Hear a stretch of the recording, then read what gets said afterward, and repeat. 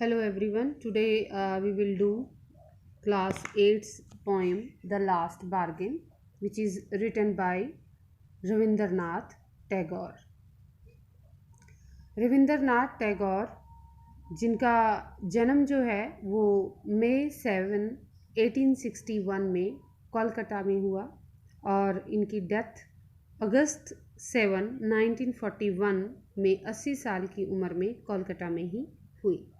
इनके जो notable works जो लिटरेचर है, इनका साहित्य है जिनके लिए इनको दुनिया में मेन रूप से जाना जाता है, वो है एक तो गीतांजलि, दूसरा मानासी और फिर गीतांजलि सॉन्ग ऑफरिंग्स। गीतांजलि से ही हमारा जो नेशनल एंथम है जनगण मन वो लिया हुआ है। अवार्ड्स एंड ऑनर्स जो इनको मिले हैं, नोबेल प्राइज़ मिला था इन्हें 1913 में। चलिए let's we do the poem last bargain. Last means आखिरी और बार्गेन होता है नेगोशिएट करना, NEGOTIATE। तो नेगोशिएट मीन्स होता है सौदा करना किसी चीज़ का, तो आखिरी सौदा। A bargain is an agreement मतलब समझौता, in which both parties promise to do something for each other. तो बार्गेन एक ऐसा समझौता होता है जिसमें दो पार्टीज या दो तरफों के लोग जो हैं एक पर्टिकुलर चीज़ पर राजी हो जाते हैं। Someone is looking for work. इस कविता में क्या है कि कोई इंसान काम की तलाश कर रहा है, वेटिंग टू बी हायर्ड, और इंतज़ार कर रहा है कि कोई उसे नौकरी पे रख ले। ही स्ट्राइक्स ए बार्गेन, और इसके लिए वो एक सौदा करता है, बट थिंक्स इट वर्थलेस, लेकिन फिर सोचता है कि जो सौदा है वो वर्थलेस है। वर्थलेस मीन्स यूजलेस है। ही ट्राइज ट्वाइस अगेन, वो दो बार कोशिश करता है, बट डजेंट लाइक आइदर, लेकिन उसे कोई भी सौदा पसंद नहीं आता। Finally in the last bargain when he is hired for nothing, और आखिर में आखिरी सौदे में जब उसको नौकरी तो मिलती है, यानी उसको काम पर रखा जाता है लेकिन बिना कुछ बदले में दिए, ही इज़ हैप्पी, फिर भी वो बहुत खुश है, एज नेवर बिफोर, इतना खुश जितना वो पहले कभी हुआ ही नहीं था। वट इज़ द बार्गेन, आखिर क्या सौदा था, and why is it the best, और फिर ये उसको सौदा जबकि बदले में उसे कुछ मिल भी नहीं रहा फिर भी उसको ये बेस्ट लगता है, क्यों। Let's start the poem. Come and hire me, I cried while in the morning. यहाँ पर आई कौन है, पोइट। पोइट कहता है कि एक सुबह, टाइम कौन सा है यहाँ पर, सुबह का टाइम है, मॉर्निंग का टाइम है, ओके। एक सुबह कभी कहते हैं मैं खड़ा होके जोर जोर से चिल्ला रहा था कि आओ और मुझे काम पर रख लो। I was walking on the stone paved road, और मैं चल रहा था एक पथरीले रास्ते पर। Sword in hand the king came in his chariot. Chariot होता है रथ, जो इसे घोड़े खींचते हैं। तो एक सुबह सुबह जब मैं पथरीले रास्ते पर चल रहा था और काम ढूंढ रहा था, तो तभी एक राजा जो है वो रथ पर सवार होकर अपनी तलवार हाथ में लेकर आता है। यहाँ पर जो स्वॉर्ड है that is symbolise the power. Sword किस चीज़ का प्रतीक है, पावर का, ताकत का। He held my hand and said, राजा ने आते ही मेरा हाथ पकड़ा और कहा, I will hire you with my power, कि मैं अपनी ताकत के बल पर तुम्हें काम दूंगा। But his a power counted for not, not means worthless, useless, okay. तो लेकिन उसकी जो राजा की शक्ति थी वो भी बेकार साबित हुई वहाँ पर।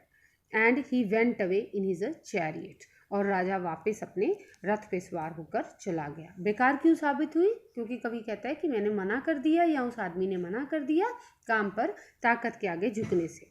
In the heat of the mid day the house is stood with shut doors. कहते फिर उसके बाद बिल्कुल दोपहर का वक्त था। अब यहाँ पे दूसरा टाइम शुरू हो गया दोपहर का। In the heat of the mid day the house is stood, दोपहर के वक्त में जब घर बिल्कुल शांत खड़े थे, विद शट डोर्स, और घरों के दरवाजे बंद थे, क्योंकि गर्मियों में अक्सर दोपहर को क्या होता है, दरवाजे बंद होते हैं।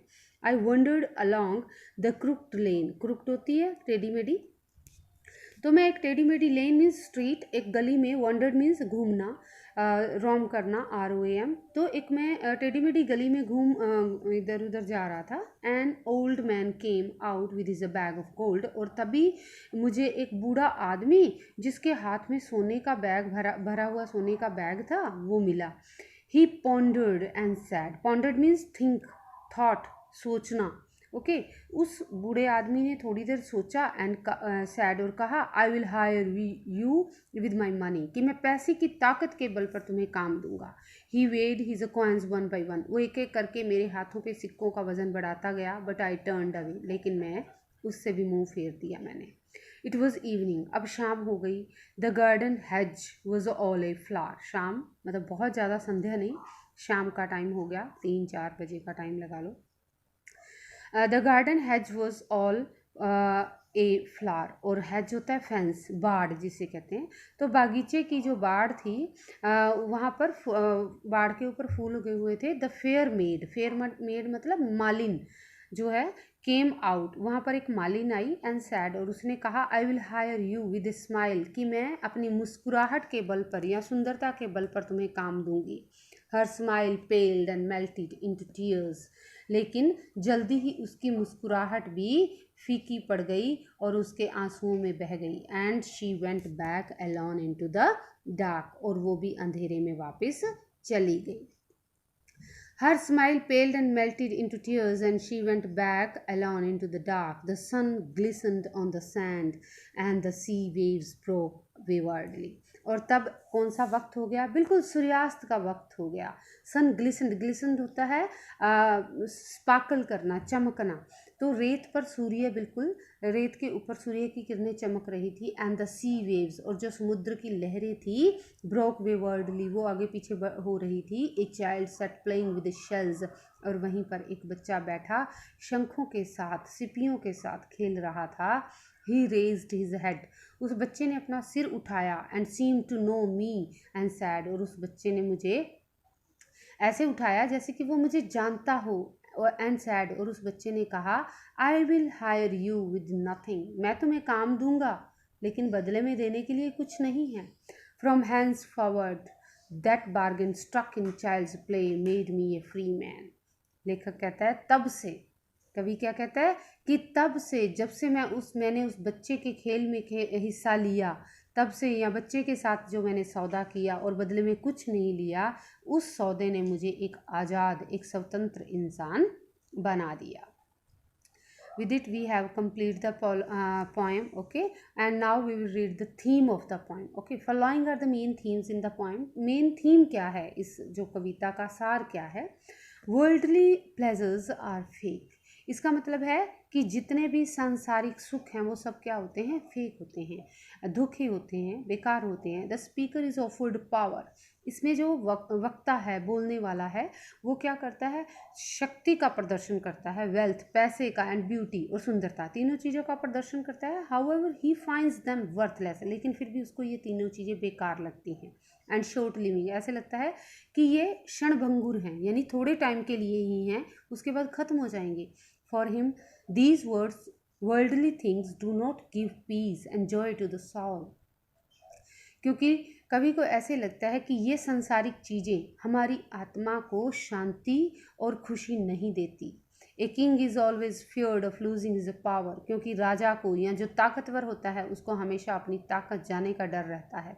ए wealthy man is always feared of losing his wealth, जबकि एक धनी व्यक्ति को, अमीर व्यक्ति को अपनी अमीरी या अपने पैसे जाने का खतरा रहता है। And a beautiful girl is always feared of losing her beauty, hence he rejects them all, और एक खूबसूरत लड़की को हमेशा अपनी सुंदरता के खो जाने का डर रहता है। लेकिन यहाँ पर कवि कहता है कि मैंने तीनों ही चीज़ों को रिजेक्ट कर दिया, यानी संसारिक चीज़ों को रिजेक्ट कर दिया, और चुना क्या? चुना उसने लिबर्टी को, स्वतंत्रता को। The speaker finds that giving up worldly desires and quest for materialistic things is what give the real joy and peace to the soul. जो वक्ता है, स्पीकर है, बोल रहा है इस कविता में, वो क्या पाता है कि सांसारिक इच्छाओं को, सांसारिक लालसाओं को, भौतिक चीज़ों के लिए हमेशा के लिए छोड़ देने से हमें छोड़ देने पर ही सच्ची शांति आत्मा को और सच्ची खुशी प्राप्त होती है।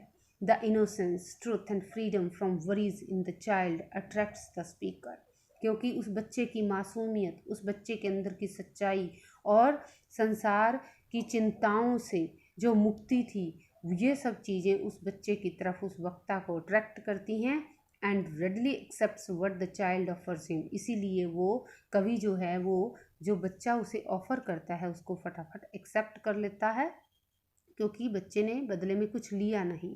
He feels liberated and independent of clutches of the world and worldly things. और जो कवि है वो अपने आप को स्वतंत्र और आत्मनिर्भर महसूस करता है, क्योंकि वो संसार की या सांसारिक चीज़ों से मुक्त है, उनकी पकड़ से परे है. जो वोकेबलरी या ग्लॉसरी इसमें यूज़ की गई है वो है हायर. हायर का मतलब होता है take one's service on payment. कि हायर का मतलब होता है कि किसी को काम देना लेकिन बदले में उसको पैसा देना या कुछ देना, पेमेंट देना. चैरियट, चैरियट होता है रथ. रॉयल कार्ट भी बोलते हैं. पॉन्डर्ड, पॉन्डर्ड मीन्स थिंक या थॉट, सोचना. ओके. हैज, हैज का मतलब होता है फेंस. पेल्ड, पेल्ड का मतलब होता है कि पीला पड़ जाना यानी बिकेम वीक, थोड़ा कमज़ोर हो जाना. ग्लिसेंट, ग्लिसेंट का मतलब होता है स्पार्कल या फिर शोन, चमकना किसी चीज़ का. With it I have completed the poem. Hope you understand the poem. Thank you. Have a nice day.